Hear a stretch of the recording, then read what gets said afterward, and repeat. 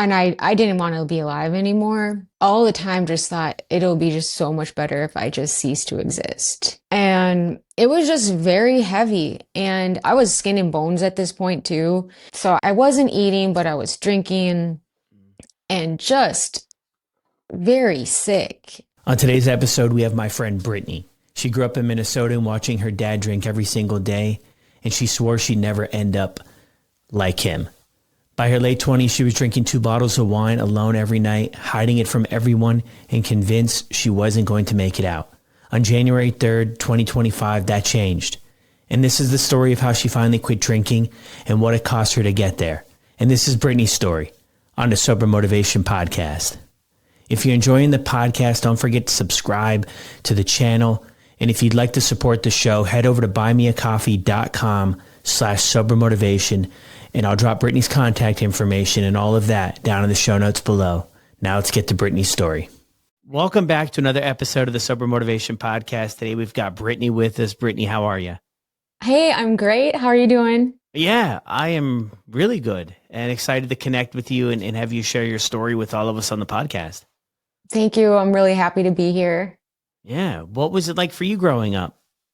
So growing up, overall, I can name off a lot of wonderful things. I grew up here in Minnesota, out in the country, traditional family, mom, dad, siblings. And yeah, I mean, overall, it was a good childhood. The only things I can say is that from as young as I can remember, I suffered with severe clinical depression, and that did impact me as a child. My father was an alcoholic throughout my entire childhood, drank every day. That obviously had its impact on me, but I loved my family just the same, but those were definitely big struggles I had. Yeah. Well, thank you for sharing that too. What did school and stuff look like for you? School, I took school very seriously. I was, for the most part, a straight A student.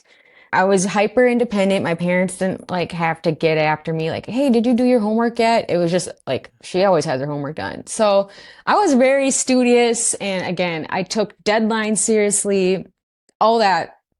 The only thing that, so during school, I was kind of a lone wolf. I wanted friends, but I don't know. It's one of those things where some kids just feel like very adult at a young age. So sometimes I didn't connect with my peers as much as at an adolescent level. So I spent a lot of time alone as a kid, and it wasn't the easiest thing for me to make friends, not because I wasn't friendly or any of that. It just, it's hard to kind of explain in that respect, but I was the type of kid that was like, let me hang out with the teachers. Yeah. I don't know. So that was kind of the school side of things.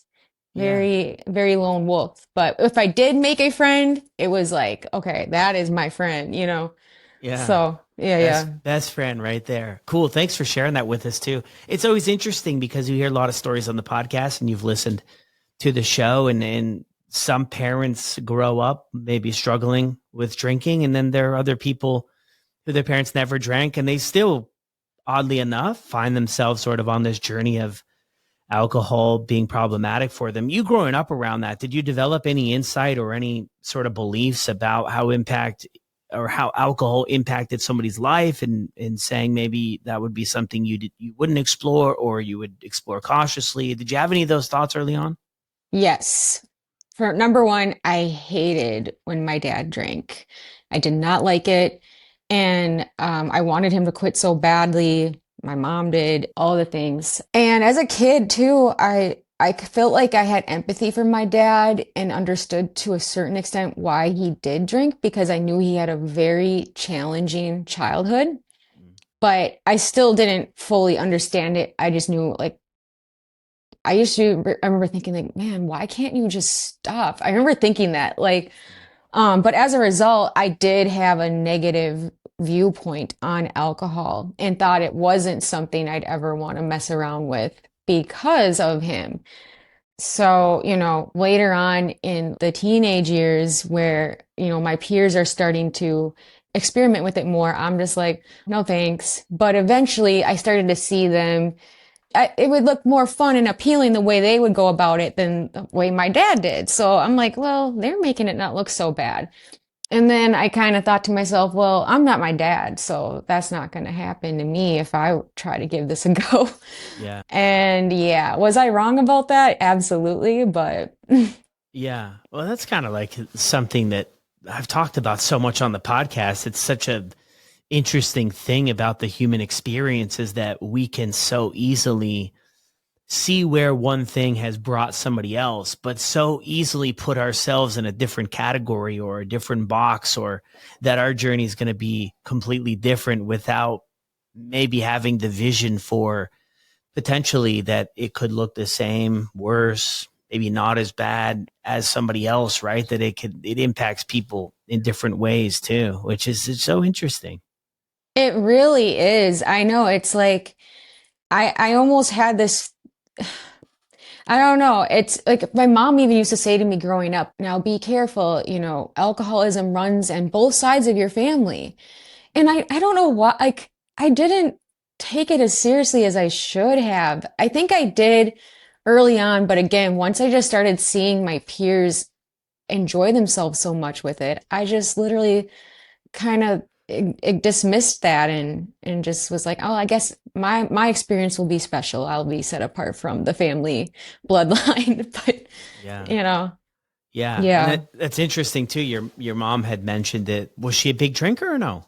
Nope. My mom was so repulsed by my dad's drinking that she was like, she just was like, I don't want nothing to do with alcohol. Yeah. And she just doesn't have an addictive personality either. But Yeah. So it's yeah, kind of, you saw kind of both of the, yeah, both sides of things there too. And it is interesting when you do. I mean, I think when most of us get into it, I can't speak for everybody, but I think when most of us do, it doesn't necessarily start out with problems.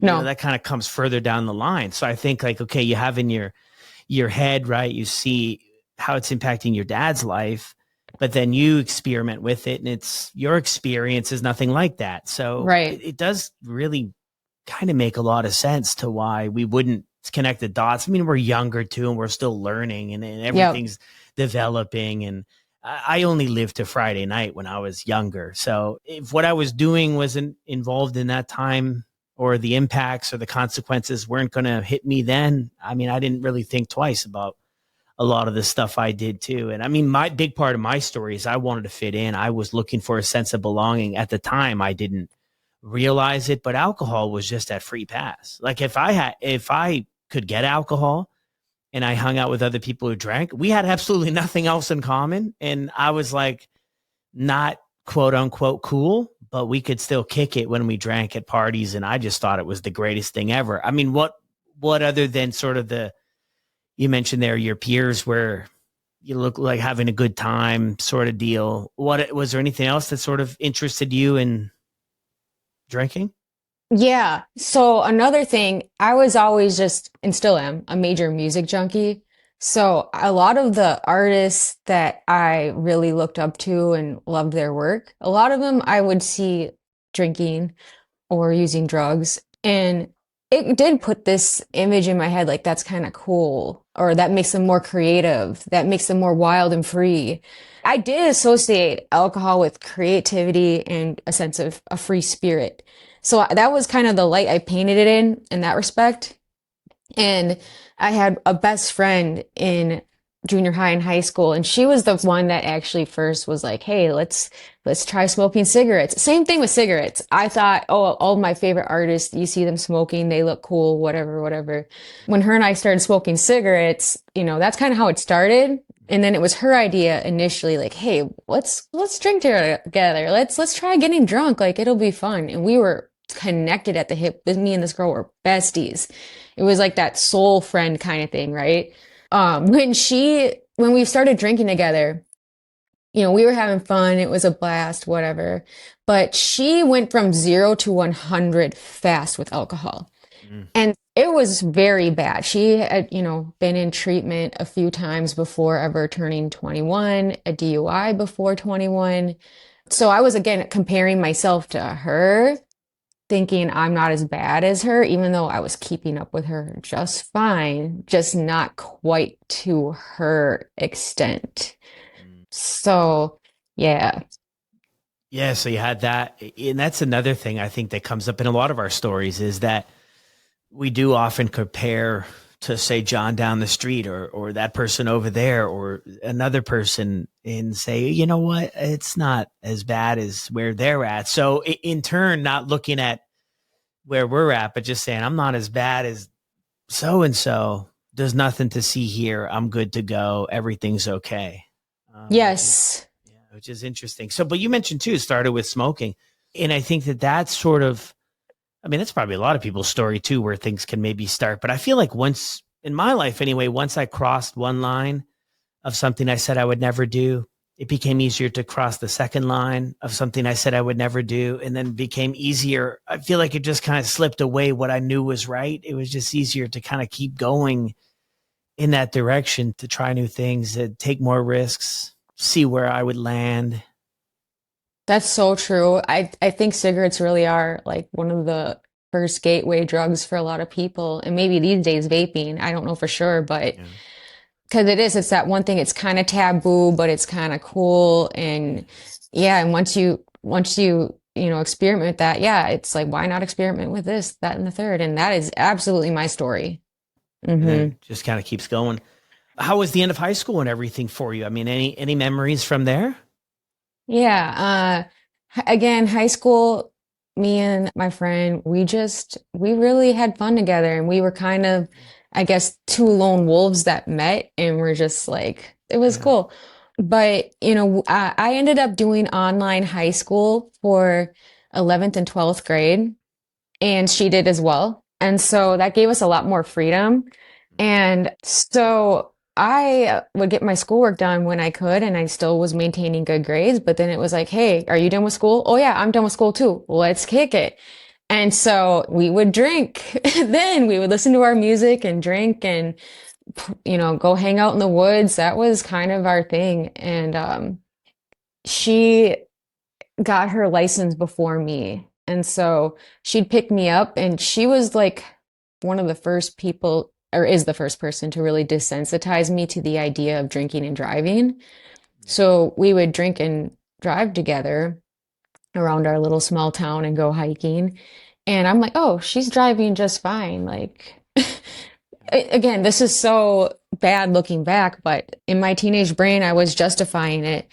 And we did a lot of stuff like that. I had a job at a bakery, and some of the people I worked with there too, oh my gosh, we would make a little drink and frost donuts and slice bread while drinking at work.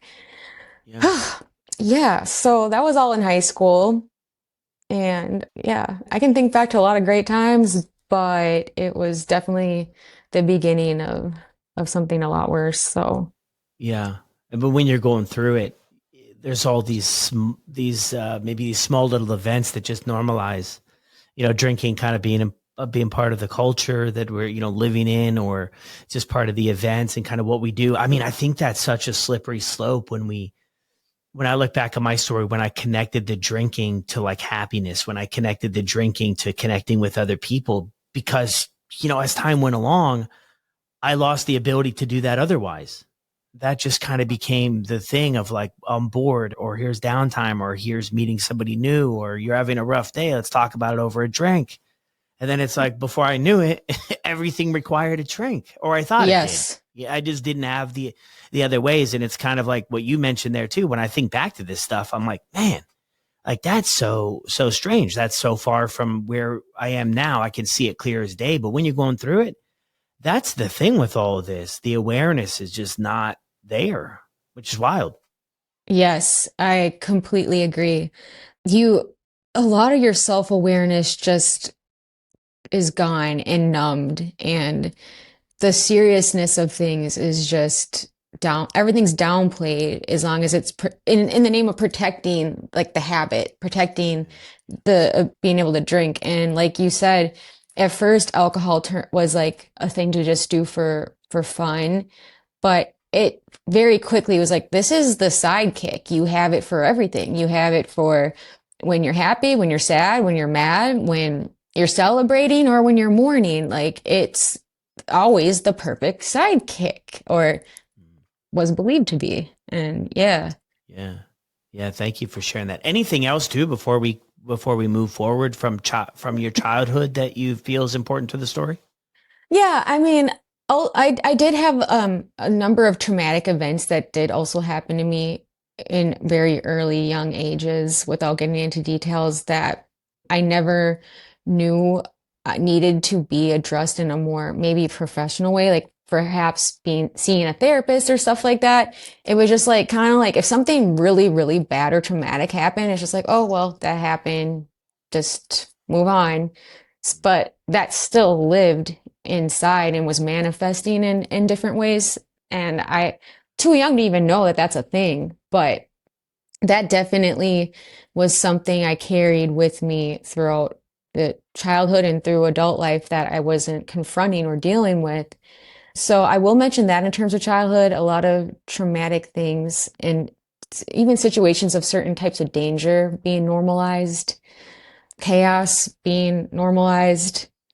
Um, So I did want to mention that. And then one last thing is that that childhood, high school, junior high best friend that I had, I did have to end that friendship because the alcohol was just so out of control and things like that.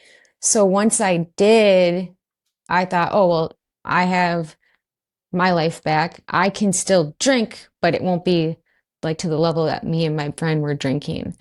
So that's kind of where that chapter closes and moves on into the next phase of how drinking looked for me. Yeah. Well, thank you so much for sharing that too. It is so interesting because I even reflect back on my story. A lot of things that happened, we've definitely lived two different paths in life, but a lot of the things that happened that could fall into that category of trauma too. I feel like at an early age, I developed sort of this body armor or this way of coping with things. And at the time helped me survive. But as I got older, I felt like those were the things standing in the way of sort of the next level in my life, of the ways of coping. They served me maybe in those moments, but it came a point to where they were just keeping me stuck. And maybe that's something, if that's relatable at all to you, maybe that's something we'll kind of talk about too, like further down the road is, I think part of this whole process is realizing for us there's a whole lot more to this picture than just drinking alcohol or just not drinking alcohol, sort of as we go through it. So after high school there, I mean, where do you venture off to? Yeah. So after high school, I was ambitious and wanted to, make a good living. So it was just a lot of work and play. I made time for work and play, but I was definitely managing my alcohol, in comparison to those early years, a lot better. But it was still something that I prioritized. Drinking was always a priority and was important for me to make time for. But yeah, so, getting into the working world, I got into the car business when I was 20 years old, I believe it was. And I am still to this day. Good career. I also completed a college degree and was on the dean's list, 4.0, all that stuff. I had done some world travel. I went to China.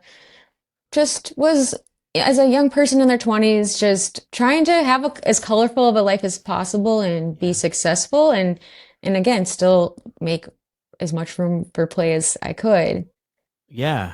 I mean, it's in those days it probably felt like a win-win, right? I mean, you've got sort of this career that you're starting out in and then you got some time for drinking. I mean, was a majority of your drinking done like at bars and clubs or was it at home or how did that It look? was at home and at bars and social events. Yeah.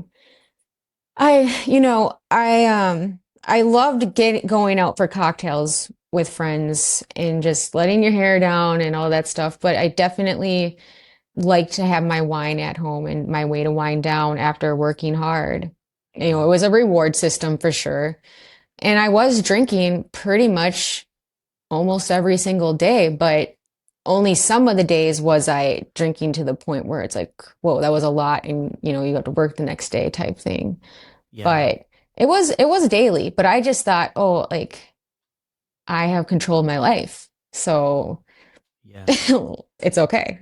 Yeah. Things were good. Yeah. I mean, the things were not falling apart, which I think is a relatable story to so many of us, that there was a point in time where, yeah, I mean, we were drinking in excess. It was a lot of drinking, but it didn't impact our life, and we're not losing our job, and all these other things that maybe these are things we're looking for, right? As like society to say, okay, you for sure, Brad, you just lost your job because of drinking. You for sure have a problem. And if those aren't happening, I think it's very easy. And we also, maybe this is relatable to you or not, but I purposefully, I think, surrounded myself with other people that were kind of living like I was. Like I was hanging out with people that liked to drink and drank a lot and made excuses for drinking and wanted to watch football all day and drink. And I was like, this is the greatest thing ever. I didn't really surround myself with people that weren't living like that. And it kind of makes sense looking back. People that weren't doing that really probably didn't want to hang out with me or the people that were, right? That wouldn't really make a whole lot of sense. But and if you don't see anything different, then it's like, okay, this is normal. Yes. Nope, I 100% agree. My friends were chosen by, do you also like to drink and let your hair Yeah. down? Do you like to party? Do you like to get dressed up and make it look glamorous? Or what's drink about a bunch of wine and just talk for hours on the balcony and smoke cigarettes and just, I thought that drinking with others was building deeper bonds and connections. Like we're just getting more comfortable with each other, things like that. But yeah, absolutely. I chose people specifically based off, can you hang? Like Yeah. if you didn't drink or didn't like to do that kind of stuff, yeah, I was kind of like, you're cool, I respect you, but do I want to spend ample amount of time with you? No, that's going to be too boring for me. Yeah. I mean, yeah, drinking alone is kind of, yeah. I mean, I think that's where a lot of us end up. But I think in the beginning or more beginning stages, yeah, it's about connecting with other people. And it's a really interesting point you bring up there about how we think we're connecting on this deeper level, right? There's like a weird quote that says something about, when you're drinking, you kind of let out the truth of like the heart or something. And I'm just like, oh my gosh, like that is so not true, because No. we can't even really connect with ourselves at that point. I mean, I looked at drinking then too. I think a lot like what you're mentioning is I was able to connect and let my guard down and forget about my insecurities. But I don't think much of what I talked about was actually like the truth. Maybe what I thought was the truth. I think the second I started drinking was a disconnect from my authentic self. Yes. But I believed the opposite when I was in the mix of it. Gosh, that's so real. Yeah. 100%. Hmm. Are Yeah. you dating or anything at this point in your life? Yeah, so that's the other thing. I was in a relationship with somebody from, I think we got together when I was 21, and through, I think I think that relationship ended when I was 28. I believe it was 28. But this person, great person, I'm still very close with them to this day.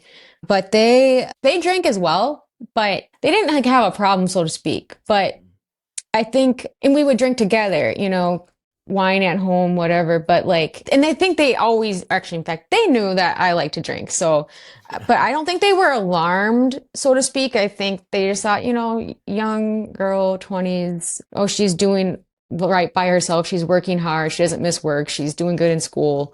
She keeps the house clean. She, responsible, very responsible. But so I was in that relationship, and I think too, because he didn't drink to the level that I wanted to drink, I did try to mirror him because I definitely didn't want to appear to him too reckless.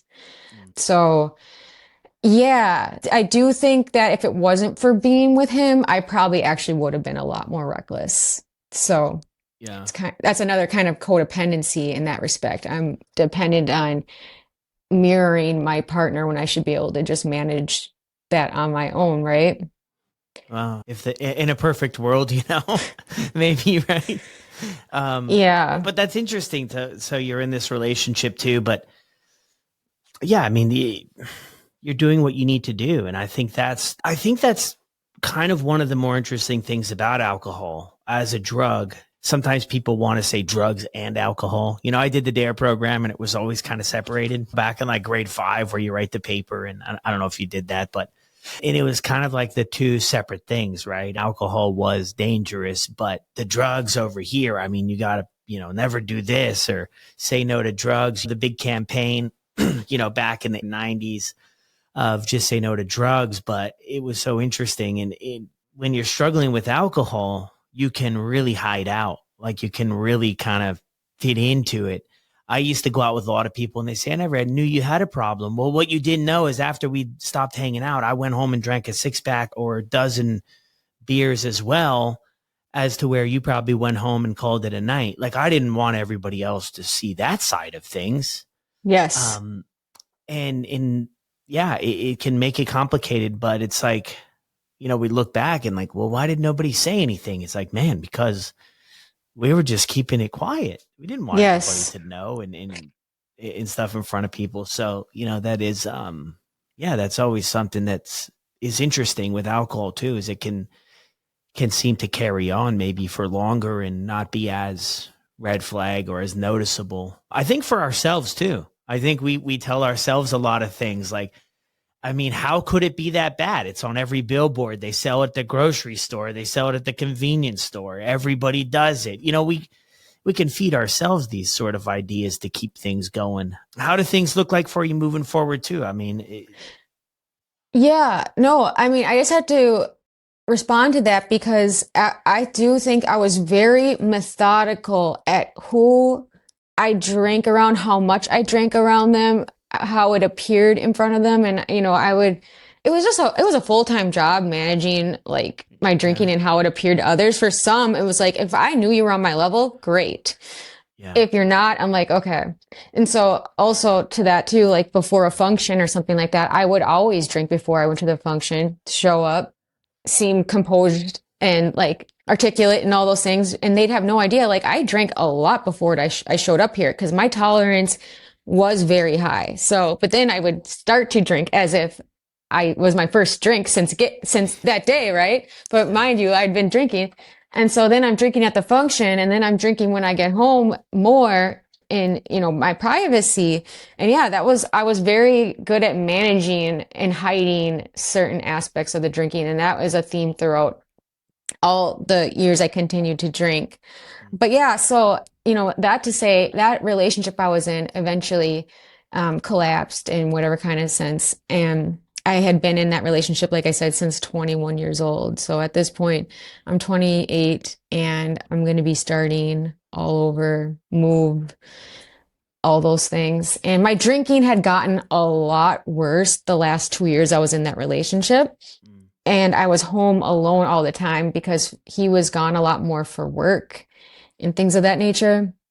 So at home, I was drinking 2 bottles of wine a night by myself on all the nights, work nights, weekends, and just it was getting so bad. And in my mind, like when I left that relationship, I went to stay with my family, like for a little bit before to figure out like what am I doing next? I still yeah, had my job and all of that stuff, but and I remember thinking like, oh, well, maybe my drinking will get a lot better now that, I'm on a new chapter in my life. And even though I was still heartbroken, I mean, I loved that person and it was, 7, 8 years with somebody and then you're just starting over. It's a lot. So my drinking continued, but I had a couple of months where it really simmered down because at this point I'm at my family's house and my dad had given up drinking mm, sometime when I was in high school, I believe. So he's sober and I'm glad he's sober for the record. But I was just like, yeah, this isn't going to be a place where it's appropriate to drink. So to me, in some ways, it was kind of like checking into rehab. yeah. Um, but so that was in 2019. And yeah, so my drinking was still a thing, but I was trying to be moderate, trying to manage it. And eventually I moved out of my family's house, and it's 2020 at this point, and my drinking got heavier and heavier. And, in 2020, it was even more normalized to day drink. I'm like, cool, like what I already like to do is now normalized. Yeah. Home So run. yeah. Yeah. So I'm sorry, go ahead. Yeah, I'm just curious too how your life feels and looks outside of this, right? So I mean, you're showing up to work and you've went through or you're going through this breakup. I could be way off in left field here, Brittany. I very well could be, but my best guess here is on the outside, for the most part, if I asked anybody around you, they'd say, you're good. Things are Yep. good. You're doing well. You're on track. You're achieving your goals. You're where you want to be. But I have this hunch that on the inside, things are not really like that for you at all. Any accuracy? Yeah, complete accuracy. How do you feel inside? I mean, are you able to kind of go back there and articulate how you felt about how you were as maybe somebody who came off as having a ton of confidence and being really certain in where you're going and in how your life was looking, but maybe on the inside second guessing a lot of things? Yeah. So I had not been okay on the inside really ever. Like I mentioned, depression was something I had my whole life. So I was always using alcohol and drugs for that matter, pills when I could get them as a form of self-medicating. And I knew that I was sick. I did, in my knowing of knowing, knew I was sick and knew that I needed to get a hold of things, but I still kept blaming outside things for why I was drinking. I'm like, oh, I just don't feel aligned at my job anymore, or I just don't like where I live. I just need to move. I just need to move to a different state. I would just think if only this changes or this changes or this changes, then maybe I won't be so heavily reliant on drinking or I won't be misusing it. Like will be able to moderate if I just change certain things. And I really believed that. And so, again, I knew I was sick and I knew I was kind of performing for others by making it seem like everything's cool. And I was very ashamed of it. So I didn't want to talk to anybody about it. Mm-hmm. Um, I kind of thought I got myself into this. I need to get myself out. Yeah. So I didn't reach out for help, even though I should have. Yeah. But Wow. yeah, Yeah.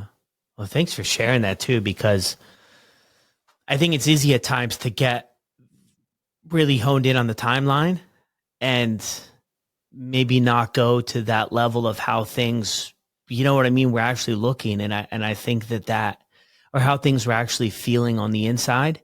I think it's very easy for a lot of us that struggle with this to paint a really pretty picture. I mean, I've heard stories from people that on the inside they're dying, but on the outside, nobody had any idea. And when they tell people they quit drinking, everybody looked at them sideways like, I never knew you had a drinking problem. I never knew you were struggling with it. And nope. and that can be like that thing of like what you mentioned there, the shame of how did I let things get this far, or I can't let anybody in to let them know what I'm struggling with. And you kind of brought up there too, like one of my favorite things and kind of one of the things that really changed my life and brought everything into perspective is wherever you go, there you are. Yes. So we can want to go on the vacation or move to the different state or get the different house or the different relationship or the different job. And you know what? Those things might keep us on the straight and narrow for a little bit, but the novelty usually wears off Yes. without the internal change that has to happen for things. So that's I think that's a thing a lot of people go through. We try it, right? Like, I mean, what sounds better, and now this could sound really weird, but what sounds better to somebody struggling with alcohol than a life where we could figure out how to have the alcohol and not have the chaos or have the consequence or have the anxiety? It's like, man, there was a point in my life where I was like, that's a home run. That's the lottery. Like, can I Yeah. figure out how to have alcohol be part of my life without all this other stuff. Like, Yes. let's figure out the equation. Like, that would just have been a grand slam. I mean, looking at my life today, that wouldn't be a grand slam, but there was a point in time where I would have thought, man, that's winning. That's great. Yes.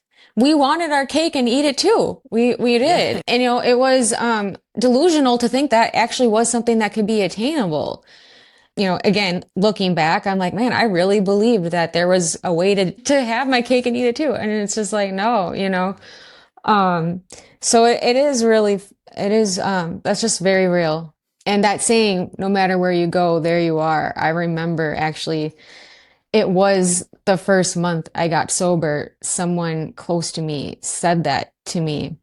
And it really is exactly what I needed to hear in that moment because I was in early sobriety. I got, sober on January 3rd. So this was probably like on January 12th when they said that to me because I'm like, I think I just need to move to, I can't remember where I said at the time. Yeah. And that's when they said to me, because I was real, I opened up to this person. I was like, look, Yeah. my life is a mess, but I'm 5 days sober, whatever it was. But anyway, so when they said that, I was like, you're right. Like, I need to make this right here now where I am and not show, if I do decide to move someday, not show up fragmented and still same old patterns, right? Yeah. But yeah, so I'm my bad. What was your last question? I don't know that I had one. I was just thinking too. So you had that sort of the, quote unquote rehab, right? Staying with your parents too. The thing not to do is drinking. And then it sounds like next part of your story is you're kind of heading back out on your own to take on the world solo in a sense this time. And how does this all come together for you? And I'm interested too, as you're moving around, are you still in the same town you grew up in? When I moved, no, so my parents, like I was saying, they live out in the country. Oh, And then, so I was back in Minneapolis at this point, and I lived with a couple of girlfriends at the time. Um, okay. and so it was 2020 and, they drank too. So, we're drinking, we're having fun. I mean, we're also, what do you call it? Not going out because of the pandemic and all the things. And we were just enjoying our time together, but like my drinking was getting excessively worse that year. And so when my lease ended with them, I was like, whoa. So I actually checked myself back into rehab again. Meaning my parents Yeah. after living with them. And I'm like, I just need a reset real quick. So I went to stay with my family again for a few months thinking I would be able to quit. My drinking was got even worse. Even at their house, I was just drinking alone there, in privacy and Hiding or hiding it. no? Yeah, In hiding. Oh yeah, they had no idea, no idea. But then yeah, I only stayed there for maybe a few months and then got a place alone this time. Now, living alone, I thought it was the first time actually I'd ever lived alone. So I thought, hopefully this goes good drinking wise. And it didn't. I drank alone every single. My drinking was even worse. But at the same time, I liked the solitude aspect of it because I'm not having to make who's watching. I can drink as much as I please and within whatever reason, and still try to just remain responsible with work and all that stuff. So basically, at this point, I'm just kind of back to my lone wolf ways and drinking and working home, and then my main version of fun, and I hate to admit this, but I was like, as long as I have my dog, alcohol, and the open road, I'm good. So I did my favorite activity was me and my dog get ready to go on a hike somewhere beautiful. I have my alcohol, I'm drinking, Mm. driving, and going to this beautiful place in nature and drinking on the hike and get lost in the music on the highway. And to me, that was a perfect day. And I would do that all the time. That was like I said, my form of fun and solace. But at the same time, that was the best of it. But at home, I was just at work. I was hungover at work every day. I was hungover all the time. My body was just like, couldn't keep up. It was getting worse and worse. And I was so depressed. it was just getting really bad. But again, when that lease was coming to an end, I knew I didn't want to live there. I didn't like it. And I decided to stay with my family again. Mm. This was, again, my version of checking back into rehab and trying to recalibrate because I was like, I just need to get out of Minnesota. I need to quit my job. I need to get out of Minnesota. I need to go somewhere that's more in alignment with me. And so I had plans to move all kinds of different places over the years. And I was just in this loop. It would never happen. And so eventually one day, or after months of contemplation, I decided, you know what? I'm going to quit my job. At this point, I'd been there for almost 10 years. I'm going to move to this little remote cabin in Wisconsin. And I'm going to get a job in that area and work on a book that I had been writing. And I just thought that was going to be the answer. And in all of my journal entries too, like I believed that this was going to be the answer and I was going to be able to quit drinking. So I did. I put in my notice to my work and leased this place in Wisconsin, which was a month-to-month lease, and I bring it up for a reason. And was about to move forward. The drinking was still very bad. I could not make it 2 days, let alone one. And my work at the time was they really wanted me to stay. They were like, "Is there anything we can do?" You know. And Yeah. finally, it occurred to me what it would take for me to stay. So I negotiated a different kind of schedule structure that would make me feel like I had a little more work-life balance. Mm. And they approved that. Well, that meant that this little place in Wisconsin I was at for a few months, not even, I would need to move back closer to work again. So because that was a month-to-month lease, I was able to get out and I moved back. I got a new place again in my hometown and did a little bit of commuting for work. So they accepted that. And again, the drinking is still really bad. And I'm very lonely because, again, my life Mm. is in a lot of solitude. And my, I, as far as dating was concerned, I didn't date. I didn't do any of that. Mm. And one of my friends was like, if you really do want to meet somebody, you might need to try the dating apps because you work all the time and, you go home. So give it a chance and try not to be too picky because you're so picky. Like you gotta, and I'm like, okay, um, so I gave dating apps a chance. And I ended up meeting somebody on the dating app around the same time in this new place. Mm. And, we, I guess, hit it off. And it was very early on, I realized this person did not have a drinking problem. And I was very attracted to that. Mm. And so I thought, oh, they're going to rub off on me and I just won't drink as often. And I won't be as lonely. And so that was helping for a little bit. And I was like embarrassed of my drinking. So I'm like, I don't want this person that seems so amazing to be like, oh, never mind, she's got a problem. But it wasn't long into that relationship that I realized this person had some really bad anger problems. And at the time, they weren't directed at me. It would be other things, but they were the type where if something bad happened at work, they're punch a wall. And I'm Oh, like, oh my gosh, yeah. whoa. But they seemed wonderful. There was already the kind of this Jekyll and Hyde when they came to this person. But I'm like, well, so far it hasn't been at me. Mm.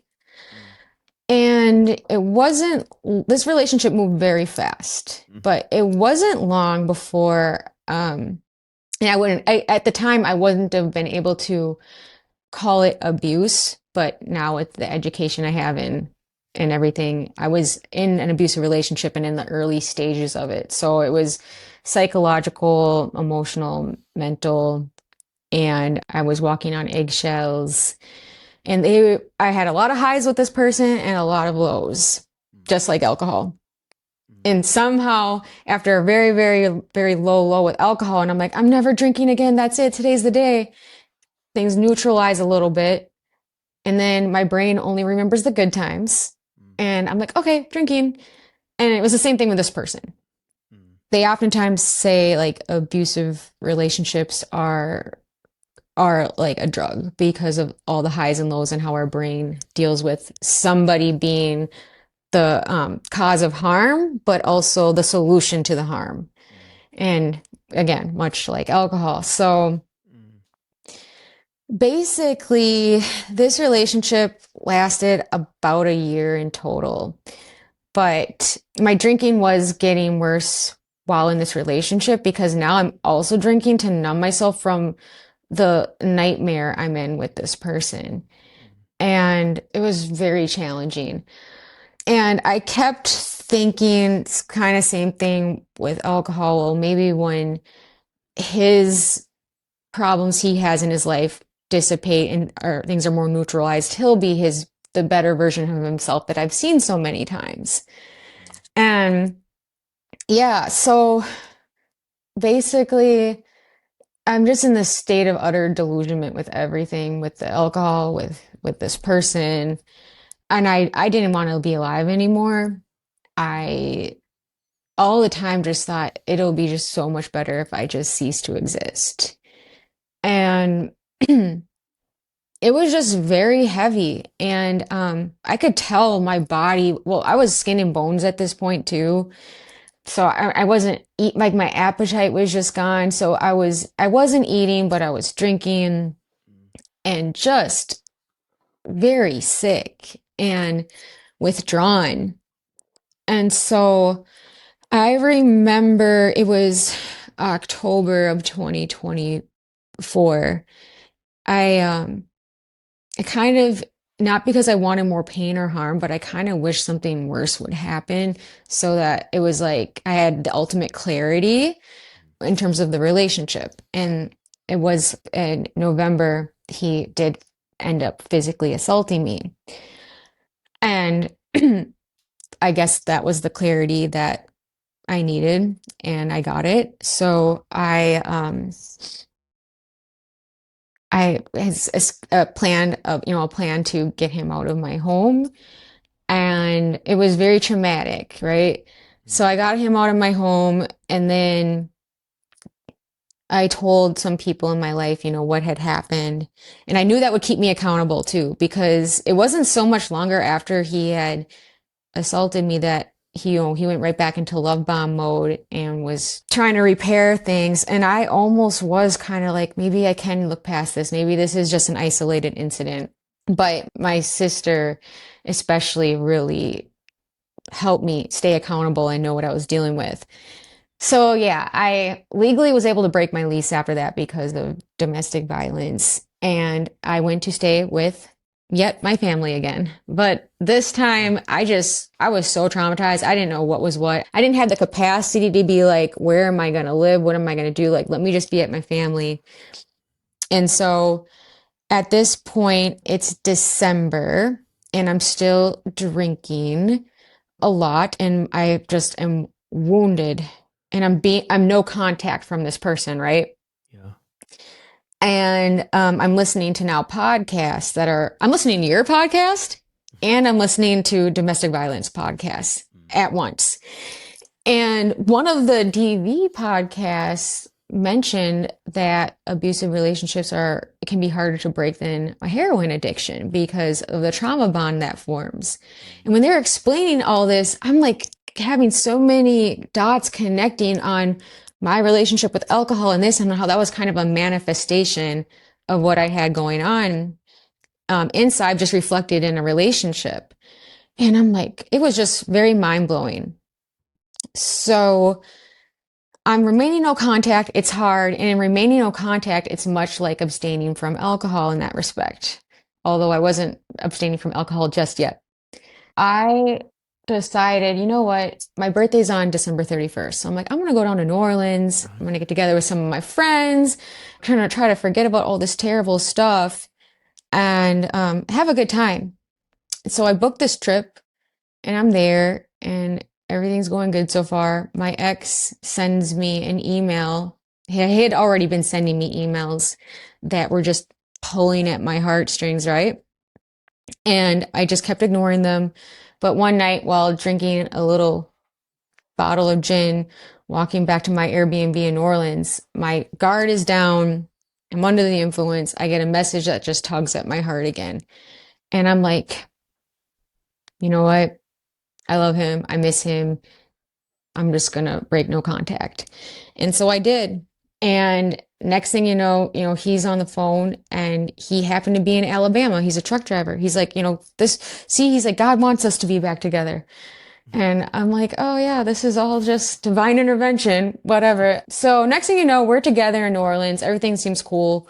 But the very next day, I already started to see little things slip out that kind of showed me that he's just the same person and I'm just falling back into this cycle again. And so to make a long story short, I'm in New Orleans. I'm still drinking, having fun. That was the last time I ever was drunk, by the way, was in New Orleans, which is kind of funny. But I got back home to Minnesota after that trip and I'm on the phone with my ex again and he's just being awful, just saying awful things. And it was January 3rd. It was morning time. I was in my office at work. And he said, or I said, you know what? I'm like, I'm never talking to you again. And I hung up. I said, leave me alone. And I blocked him. It was very hard. I didn't want to do it, but I knew I had to. And after I got off the phone with him, I was just trembling. I was just beside myself. And I knew in that moment, I was like, Brittany, if you want to stay away from this person once and for all and reclaim your life, you need to also quit alcohol today. No ifs, ands, or buts about it. Because one, you're going to use it to medicate your broken heart. Two, it's going to, again, make you not have boundaries and stay, in control with staying no contact. Because you know how alcohol makes you just forget all about your boundaries and lead with your emotions. So I'm like, there's that end of things. And I'm like, and ultimately, one or both of these things are going to end up killing you. So you have to say goodbye to both. And so I actually did. That was the beginning of my day. That was my day one. And I didn't believe it. I didn't believe I had what it took at the time to stay sober because I had tried so many times. But that is what ended up making it stick. And in early sobriety, whenever I wanted to drink again, I would just tell myself drinking again would be like going back to him, and going back to him would be like going back to drinking.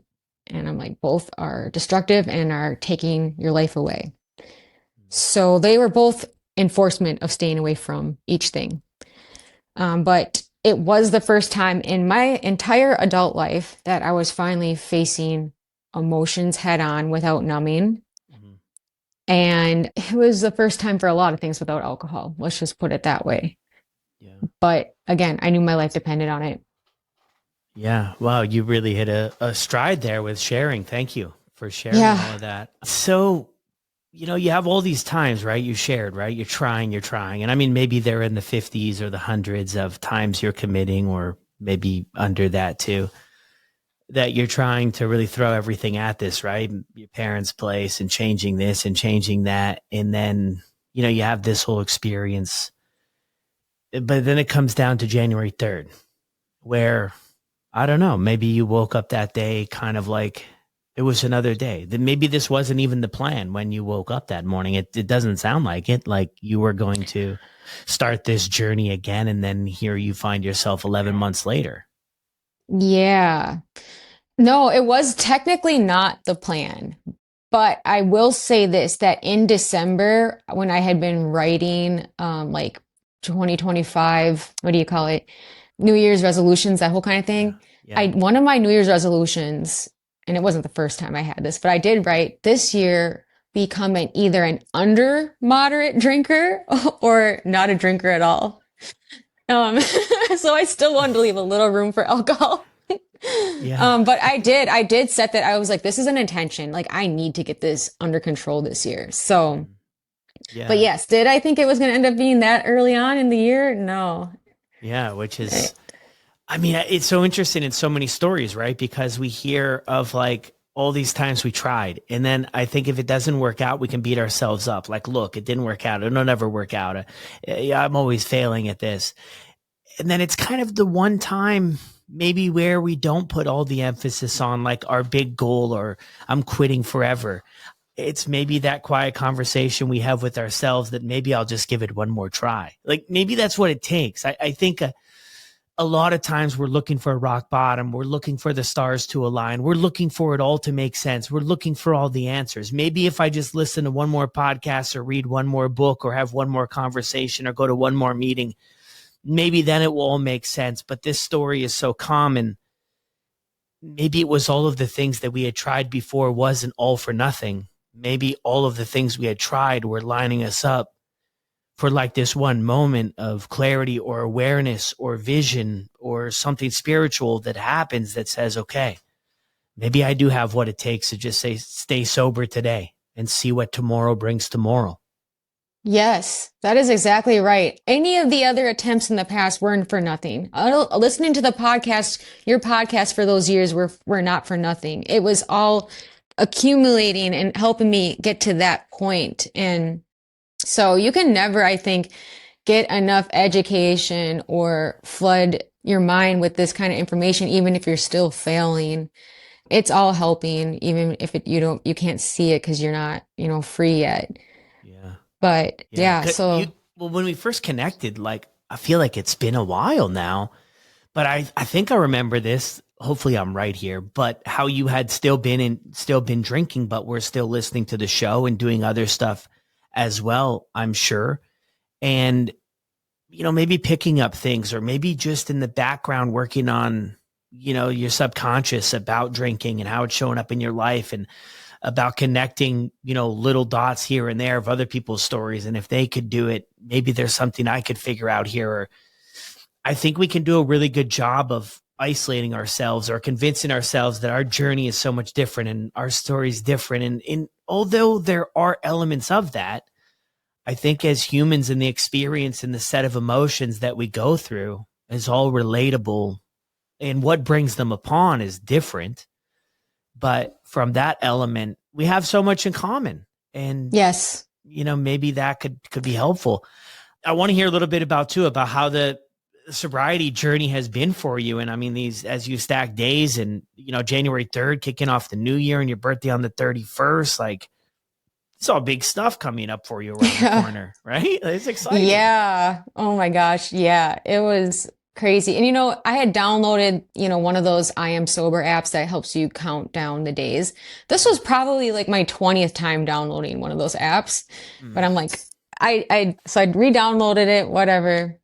And I was just so serious about it. And yeah, so one week went by and I'm like, dang, you did 1 week. And I'm struggling. It's not to say it's not hard, but like, I'm like, dang, that's so cool. I did 1 week. And again, I'm at my family currently and I was fine with it. I'm like, this is where I need to be right now. But I was in therapy and doing those kind of things as well. And again, still continuing to listen to your podcast and reading some books. TikTok was big for me. Yeah. Other sobriety people on TikTok. Yeah. But I remember one day specifically in January. It was late January. I had just got out of my therapist's office. It was snowing and we had just talked about some heavy stuff in there. And when I got out, I was like, I really need some wine, like right now, or an old fashioned or something. And I'm like, no, Brittany, like at the time it had been 3 weeks. And I'm like, no, we've come so far. To me, that was like a huge milestone, 3 weeks. I'm like, how can you just throw 3 weeks away like that? And I was just having this fight with myself in the parking lot. And then I'm like, what do I do? I was this close to just going to a bar. And I'm like, wait, let me go on TikTok. And I remember I just typed in what to do when you have an alcohol urge. And I watched this girl's video, all of 2 minutes. I don't even remember what it said. All I know is by the time I was done watching the video, my craving went away. And I was like, oh, dang, that's cool. That felt like a superpower in that moment. I'm like, I can't believe I just fought off that heavy urge. And going forward after that, anytime those kind of urges would pop up, I followed similar practices. And I learned about, the way neural pathways work and the things we normally always associate alcohol with. We can learn new associations, but you have to be patient with it, and trust that those neural pathways do start to connect. Mm. So, yeah. Wow, that's huge in that moment too, where you plug into a video, don't really have any idea what it was all about, but it bought you enough time. That's the Yes. thing. I think that we think that it's like we're craving alcohol all day. I don't know that that's the case for the majority anyway. And it's trying in the beginning. It's just whatever it takes to get through like that 5 minutes or that 2 minutes or that 10 minutes. And then that's why consistency becomes important, because for the rewiring process, for the things to train differently, for us to operate differently, we just need to consistently be making those other decisions. I love how simple you kept it though. I feel like sometimes we try to complicate this whole process. Like, let me complicate everything and make it so dynamic because that's obviously going to work. But the reality is, it's very, very simple, because the simpler it is, the more likely I think we're able to follow through and get to where we want to. And it was like that one moment literally changed everything for you. 2 minutes plugging in a search on TikTok kept you in the game. And then, redeploying that sort of strategy over and over has kept you going to, heal up and see the bigger picture a lot better, I'm sure, over the 11 months as opposed to week 1 or week 2. Yes. You're so right about that, the simplicity of it too. When they say one day at a time, it is down to one moment at a time. I think keeping it that simple is crucial in getting sober and in being patient with yourself. That was one thing I just never was when I was trying to quit in the past. Just really let myself sit through a craving. And I just never believed that could disappear as fast as it can. Mm, That kind of was interesting to me. I just never sat with it long enough to see it happen in real time. yeah. Um, I was like yeah. like a superpower. Yeah. Sitting with things. And we're so used to reaching outside of ourselves for self medication of some sort or a distraction. And then when you sit with it, yeah, you do realize, hey, it's uncomfortable, but it's not going to last forever, and it's not gonna take me out. I'm really curious too about where you're at now. I mean, you shared with us, I mean, so much, and like I have heard so many of these stories that I know there's so many layers to people's lives, right? And we've only covered, I'm sure, one speck of sand on an entire beach here, which is perfect. But how do you feel about yourself now with everything that you've been through, and how you even shared in that last story? I mean, wondering if things would be better if you weren't alive. I mean, I think that's very real. I went through a phase in my life where that was the reality. And now when I share it, I'm just like, gosh, you were actually in a place like that. It seems like another world away. How do you feel about yourself now and in the progress you've made? Exactly what you said. Like that old version of me feels lifetimes away, even in just 11 months. Like I still am just like into disbelief sometimes of just how far down in that hole I was. And I've made tons of progress, but I do, a lot of people I know say this too, just like once you finally get sober and are deep into it, you're like, wait, I've never really known the most authentic version of me until now.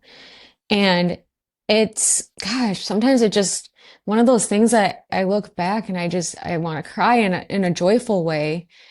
But yeah, I mean, just to feel like I have learned how to self-regulate my emotions and learn how to not spiral mentally and learn just to honor my body with mind, soul, and spirit through all forms of life-giving activities has made a world of difference. I don't struggle with depression like I was.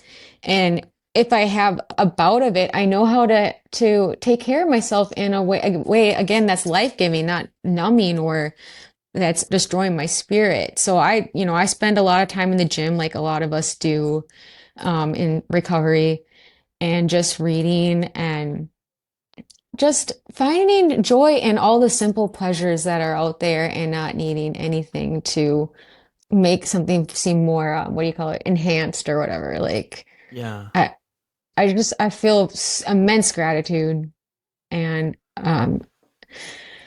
it feels miraculous. Like, yes, I still, to your point too, like, I'm like, man, I can't believe I was in such a dark place for so long. I really just wanted to not be here anymore. Now I'm just, so grateful to be alive. And, um, I don't want anybody else to be stuck in that either. It can get a lot worse. I knew that there was a part of me that still believed I could go on drinking. And I still had some of that left in me, but I had heard somebody's quote, rock bottom is just a point in which you stop digging. And I'm like, yeah, I'm not digging anymore. I've seen enough. I have had enough. Yeah. And this has all been so worth it. Yeah. Beautiful. Well, I mean, Yeah. incredible job for you to turn things around. And I mean that joy word too really, really sticks out. There's like happiness and then there's like joy. Yes. And I feel like that's one of the first things to go with alcohol. We don't realize it because maybe there's happiness still, but feeling that joy of, say, some people refer to them as the small things in life, the sunrise or the birds chirping. I think that's everything. I mean, I Yeah. think those are the things that I missed. I never noticed it, which is wild. I never noticed how beautiful a sunrise or sunset was. I never noticed the birds chirping while I'm sipping on a cup of coffee, or even, I mean, I'm a coffee lover, even how beautiful a cup of coffee is. All of that stuff I just took for granted. I never even had the vision for it. And I think finding that joy again is a big reason why I do it anyway, and why I stay the course, is because I know that on the other side, that's all gone. Yes. Absolutely. What are I you, couldn't agree more. yeah, well, wrapping up here in a couple minutes. I mean, what are your big takeaways? What message would you send out there to anybody who could be in a similar spot or is just getting started? Yeah. If you are just getting started, if you're still stuck or getting started, I just want you to first be gentle with yourself and give yourself some grace because you have been doing this as a form of it's a survival mechanism and it's the tool you know how to use right now. But so don't let the shame dictate your future or who you can reach out to either for that matter, because I know that was my biggest barrier was shame. But I just, again, be gentle with yourself, plug into these podcasts. And again, like you mentioned, Brad, I would listen to these podcasts while drunk, mascara running down my eyes in bed, hoping it would embed itself into my subconscious. And it did bring me hope. So I would say that even if you're still stuck, listen to the podcasts, read the books, watch the other people on TikTok stories or their tips. Even if you fail at day 5 and you're back at it, again, all these baby steps will add up. And sometimes you do need to fight a battle more than once, but you keep building up those muscles. And so believe in yourself. That might, we all say that, it sounds cliche, but it's true. You just believe in yourself, believe in your power. Um, and it's there, it's waiting for you to tap in. I think that's my biggest advice. And just when you're sitting with the pain and things that you've been suppressing for so long, you're learning how to suffer. Suffering will always be a part of life in one way or another, but the art of learning how to suffer well is a gift you get with sobriety. Mm, And I think that has actually been one of the biggest gifts of sobriety for me. Um, and in doing that, you do experience more joy. So it gets easier, and it's one of the most remarkable journeys you could ever take yourself on. yeah, wow, beautifully said. What a great way to wrap things up too. Thank you so much for sharing your story, listening to the show, and happy to hear that it played some role in you getting to where you are now. Yeah, I thank you so much. I thank you for what you do. It makes a huge difference. It makes a very huge difference. So Yeah. your work is appreciated. And Well, thank you hope for having me on. Well, of course. So hopefully you don't reach celebrity status after your episode goes live and stop listening. Stop listening to the show. I'll never stop listening to the show, honestly. I listen to it all the time still. You never want to forget where you came from, Yeah. you So know? true. So true. Yeah. Thank you so much, Brittany. Thank you, Brad.